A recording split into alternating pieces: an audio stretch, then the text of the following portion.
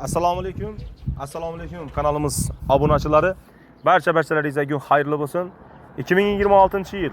Bugun aynidan aynilansa, azizlar qadrdonlar, sizlar uchun bir chiroyli yangilikni qilyapmiz. 12-aprel sanasi yakshanba kuni Akbar qassob yana bir-biridan zo'r joylar buqalarni so'yishda davom qiladi. Men sizlarga adresni eslatib o'taman.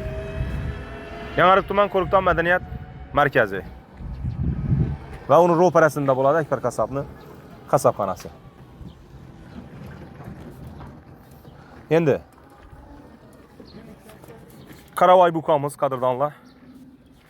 Живой vesini chekala buni.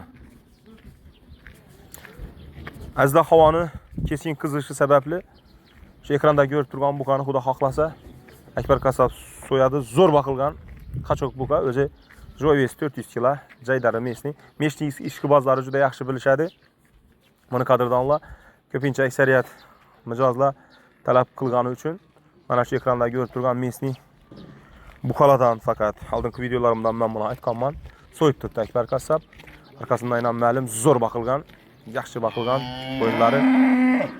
O'zimizning mesni jaydari buqamiz qadrdonlar.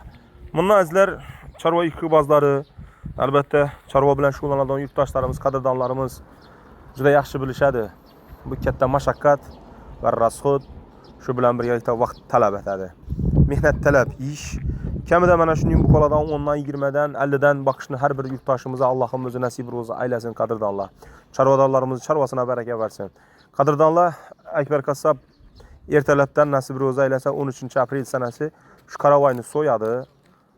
Ertalabdan tong sahardan kelaverasizlar. Steak variant, отдельный lahm, отдельный yog', отдельный suyak, отдельный bo'ladi. Kalla, deri deysizlarmi, qarin tuyoq, dil deysizlarmi, qadrdonlar, ular ham tozalangan holatda Akbar qassobda bo'ladi. Ko'pchilik odam kommentariyada yozadi, ko'pchilik odam telefon qilib yozib so'raydilar. Shuning uchun ma'lumot o'rnida eslatib o'taman qadrdonlar. Videomizni sho'rnasha ko'rganlaringiz uchun hammalaringizdan Alloh rozi bo'lsin azizlar. Biz siz uchun harakatdamiz. Zo'r, yaxshi yangiliklarni chiqarishda imkon qadar biz davom qilamiz qadrdonlar. Xudo xohlasa ertalabdan 13-aprel dushanba kuni jaydari buqani go'shini bemalol kelishlaringiz mumkin bo'ladi. Musofirda yurgan qadrdonlar, oltin boshlaringiz omon bo'lsin. O'zlaringiz ehtiyot qiling. Azizlar, bizani sho'rnasha ko'rganlaringiz uchun rahmat deyman. Bir like bosing, iltimos izohlarda o'z fikrlaringizni yozib qoldiring. Zero sizdan moddiy mablag' ketmaydi buning uchun. Lekin bizning kanalimiz rivoji uchun, videolarimiz kengroq tarqalishi uchun hissasi juda ham katta. Omon bo'ling, keyingi videoroliklarimizda ko'rishguncha.